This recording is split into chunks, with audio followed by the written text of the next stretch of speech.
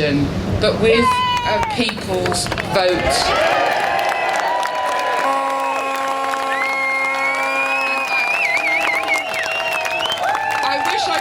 Funny and valedictory, but it has been a difficult week in Parliament, and I have watched people who are brave giving up their jobs for the sake of their country. And I will not let the people in my constituency give up their jobs for the sake of the one that Boris Johnson wanted. So thank you to you all for always turning up, for keeping on fighting. Democracy matters. We have to all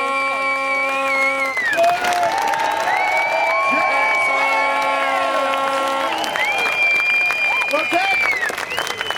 Our next speaker has earned the right to have a mojito wherever the hell she likes. Please welcome Diane Abbott!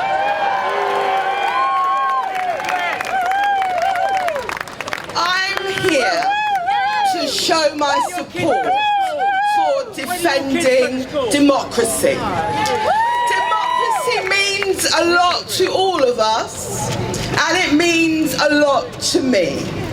My parents were born in a British colony, and it was democracy and the voice of the people that made their country free. It is democracy and the voice of the people which made possible some of the things we hold dearest that were brought in 1945. The NHS, universal education. That wasn't given to people. Democracy campaigned for that and produced that.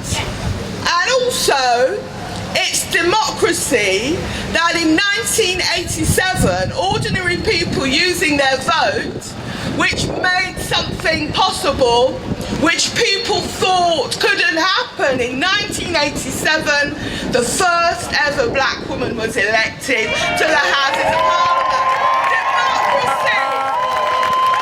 Democracy did that, not elites.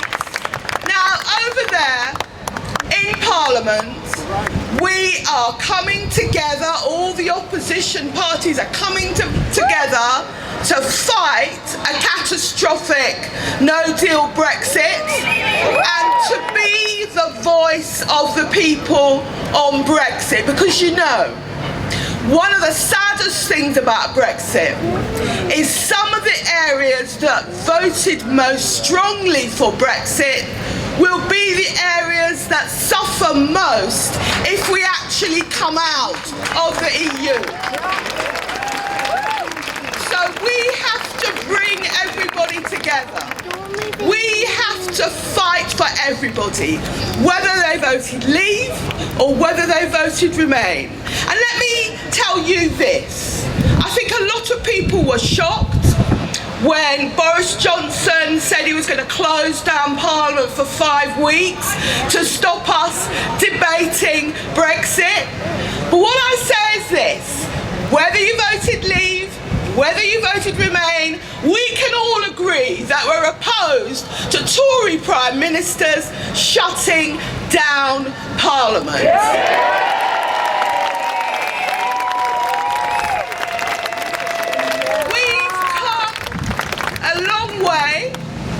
In this struggle, individuals I know have come a long way.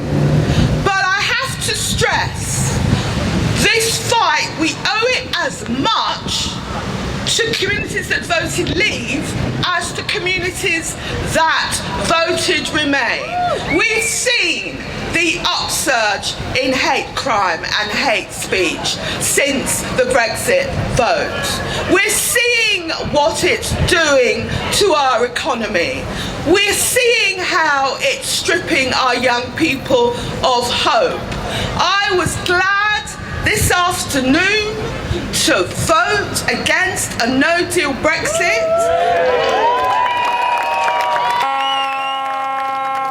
And we can see that Boris Johnson and his party are falling to pieces. Falling to pieces! I've never seen anything like it.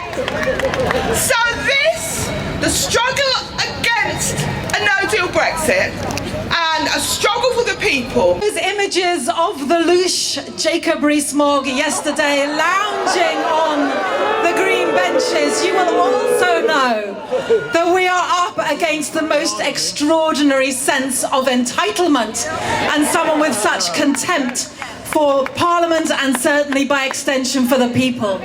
So we have got the fight of our lives on, my friends, but we are winning. And I want to say just one last thing. Actually two. First, that the whole way in which this coup has been engineered demonstrates how weak our constitutional settlement is. And I know that's a bit of a mouthful, but essentially it means we have to have a written constitution to protect against this kind of executive power grab. So let us have a citizens' convention, a democratic citizens' convention, to put the people at the heart of our democracy for the first time ever. Let us have a change in the voting system. Let's have proportional representation.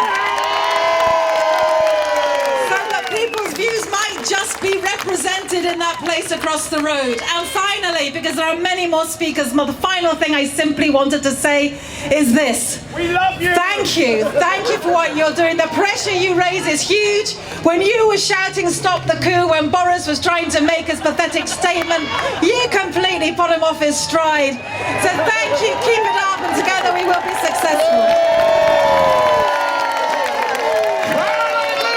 Making sure that your voice is heard, not just in this square, not just in this country, but in that building. In that building. Because it may be that Boris Johnson and it may be that Michael Gove is not listening to you, but the majority of MPs are. And the majority of MPs and an increasing majority of MPs are defeating the government. We defeated them last night and we have just defeated them again. And what is it that we're defeating them for? We are to make sure that we do not bounce out of Europe without a deal. We say no. We say no. We will not allow ourselves to be bounced out of Europe in this way. We will not let our country be damaged in this way. We must fight for our country. We must fight for jobs, and we must fight for the economy. Because I'll tell you this. If they're allowed to get away with what they want, they will close down democracy in this country, and we say no. We say no. You must listen to us. You must listen to us. We will not allow you to do this. And I thank you for your support, and I thank you for the victories that we have now, and we will continue to have. Because in the end, we need another decision made. Because we cannot leave the European Union without having the final decision go back to the people. Whatever deal is decided by whichever party, we must make sure that it goes back to the people, because it's been 3 years since the last vote. Did people vote for this? Did they vote for a lack of medicines? Did they vote for adequate food? I mean, what is that? Adequate food. During the war, people may have survived on adequate food, on rations, but it wasn't our decision. We had that imposed on us by war. These Tories want to impose on us as a matter of choice. Well, it's their choice, but they're not making that choice for us. We say no. We say no. We will not allow there to be queues around the block for basics. We will not put our economy through this. We will not let people lose their jobs. We fight back. We fight back. And I tell you what, it's all very well for Boris Johnson to say, oh, well, we can leave the European Union and we can have no deal. It'll be fine. There are lots of countries that want to deal with us. I mean, look at America. Look at America. We say, no. We don't want your chlorinated chicken. We don't want your hormone-laden beef. And I tell you what, President Trump, you can keep your nasty, clammy little hands off our National Health Service at all.